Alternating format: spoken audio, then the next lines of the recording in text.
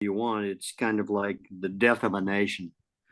Okay, here we are, another episode. 2 days in a row. We're on a roll now. Remember those olden days where we were pretty consistent with our Danny and Troy shows? Well, they may be coming back. Yeah. I think it has something to do with Bhutan. As Ah, you can see, Troy is still in Bhutan with that wonderful view behind you. yeah, That building is actually made of mud, isn't it? it is. Yep. And bamboo and yeah, not much else. It's just wood and mud and it's been here And for, I think, imagination. over 100 years now, probably Wow, 150 years. amazing. And dirt floor. Yep, it's all just mud floor. I don't know if you can Mud see, floor. but the paint that's got paint that's peeling off there. But yeah, could do with a little bit of Character. touch up. Yeah. Okay. The piece I would like to read today has many titles. I start with one, and then that opens the door to another one, and eventually through these titles, which I think is kind of like a process of sifting, right? Mm-hmm. That leads me into the body of the story. And this one comes, as you will soon see, from my trip for July the 4th to Seattle with my brother All and my right. sister. And here's what came of it. The last nail in the coffin, 4th of July, 2023. And the inappropriate person, me. Death of a Nation, Seattle, and the death of authenticity. I prepare the groundwork. I prepare human perception and expectation for future revelation, where love, truth, and asceticism are now self-discipline and self-restraint. Those would be the words spoken by John the Baptist, I think.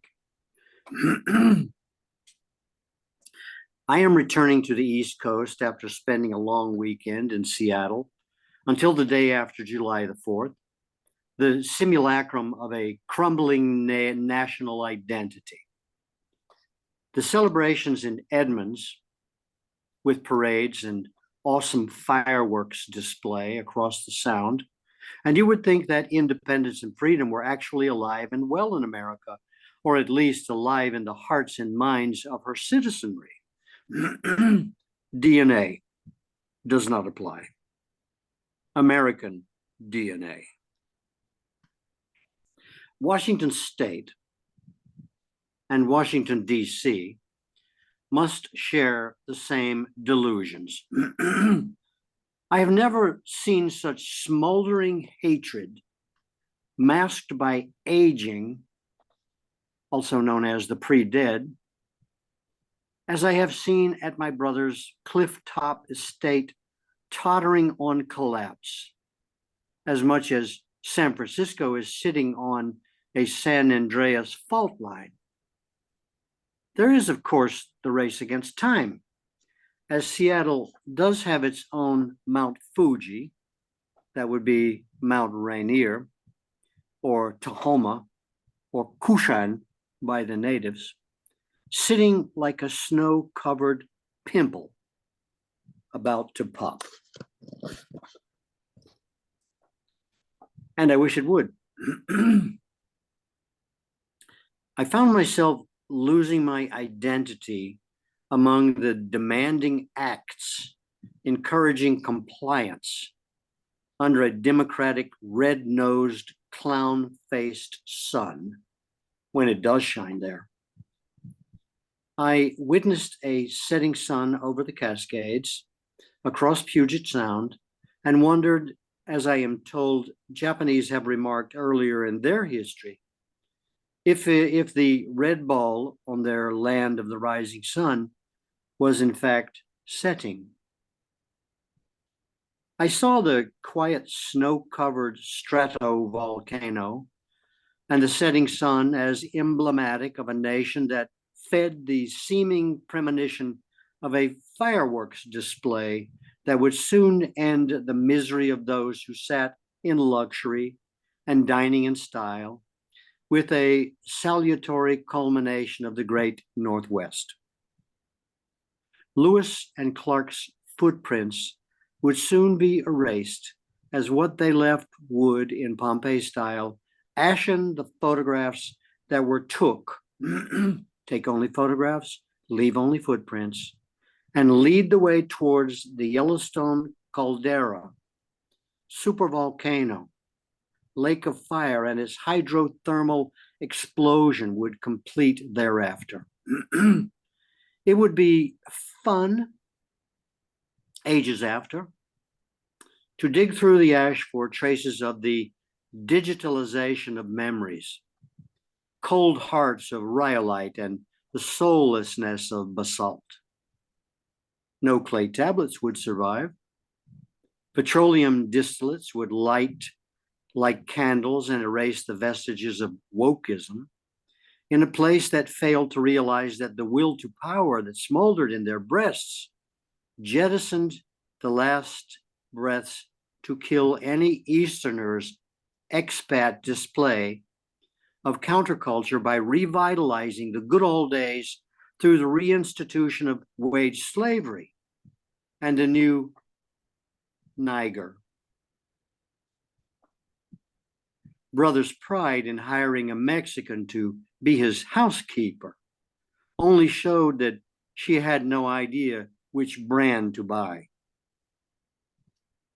Their hatred of all distinctive as witness drew an ignorance around any expansion of differentiation, not giving stage to them damn Southerners from which they was descended after the recent unpleasantness in the 1860s. Those that managed to escape became their victors, or what they would have done had they won. Exile in comedy. People attempting to exceed their limitations. Well, just leave and try it somewhere else. Duh. Fold your hand, draw a card, flip the chessboard over, 52 card pickup, whatever.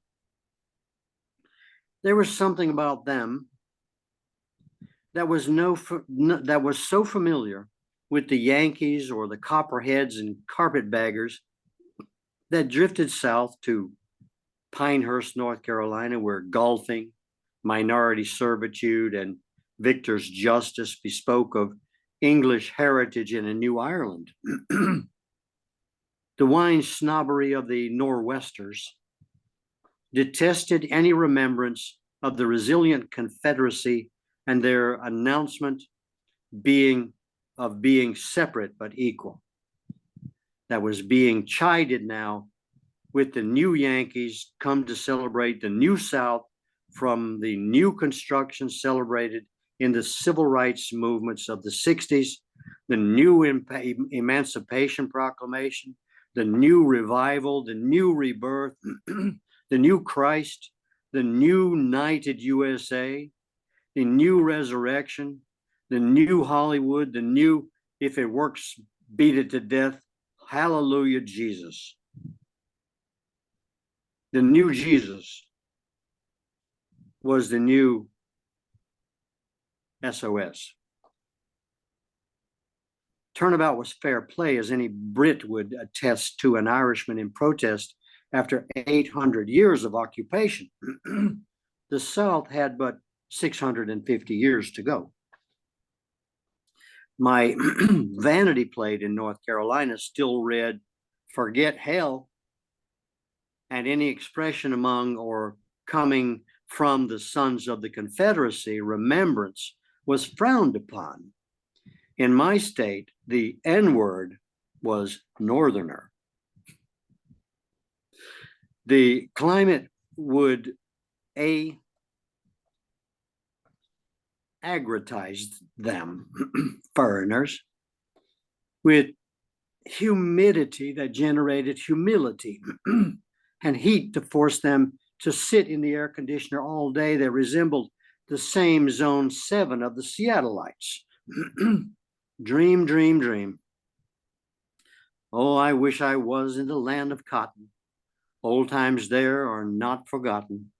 Look away, look away, look away, Dixieland. Not even the HP, Highway Patrol, that still wears Confederate gray uniforms, would dare to arrest the beachgoers who funneled in holiday dollars while sitting on the beaches of the conquered territories. Some things were sacrosanct. Brother rented his beach house for $5,000 a week to give those who pretended that luxury would creep up on them on their way back up north like a banana slug in a bowl of beer, or a gooey duck, the common name derived from Lushutseed name gooey duck in chowder. It was east and west alike, the creeping plague, and Decadence Day. Et-tu, Brute was the same separatism, but clothed in old glory. My friend with the wobbles. The Northwest will rise again, yee-haw! Like the Mississippi Fred McDowell Southern Blues song goes, you got to move. You got to move.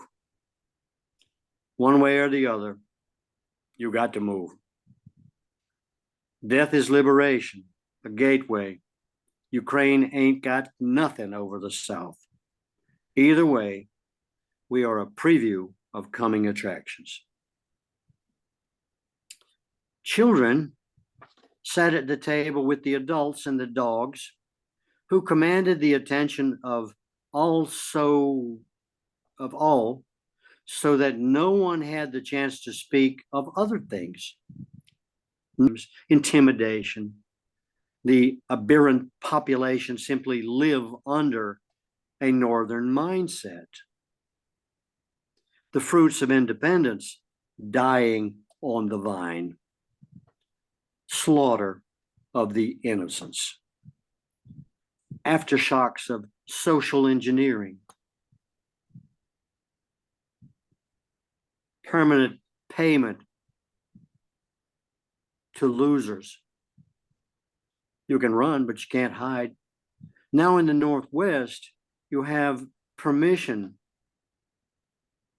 in modern terms, to reinstitute slavery. And instead of keeping them on the plantation, you simply pay them less than a living wage, and that keeps them quiet, hopefully. Not even in the far corners of a society in love with the gooey duck. Limp is still limp as a clam in cold water.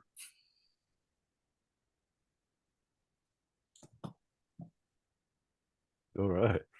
Wow. Yep. Yeah. That's a Southern experience in the Northwest. Right. Hey, yeah. You know, they say the South will rise again. Really? I guess it'll rise in Seattle. Okay. But it'll rise, you know, in wokeism. Well, yeah, these are the things that I can see or connect with is the belief systems. So, yeah, and you mentioned the word identity, and that rung a bell for me. And yeah, identifying yourself or getting a sense of self, which as we I think we're discussing before we hit the record button, is something that will evolve, but it evolves slowly. And ever since, you know, for me personally, I guess when I was born, I was given some sort of identity, and I grew into that. But this image that I decide to put on top rapidly changes and can change as the wind changes. And yeah, these aspects of life as a whole are seen in society, or whether it's a group coming together for a 4th of July celebration, or a nation that is giving itself an identity, such as Bhutan, for example, that yeah, is now also looking to change its image, and I think has to, in order to, that is forever changing. So yeah, I guess it's just another well, definitely, yeah, thank you for giving the example of what we can do on a creative, expressive level to open doors to be free. Yeah, So I think sure, it has the potential for everything that's right. without direction. That's it. Yeah, So welcome to the earth, placeholder. thanks. And welcome everybody who's watching. Please, let's do the typical request to our viewers to like, share, comment, and Yeah, subscribe. And yeah, yeah, we're yeah. keen to get some feedback on your thoughts on all our content coming out. And in southern response to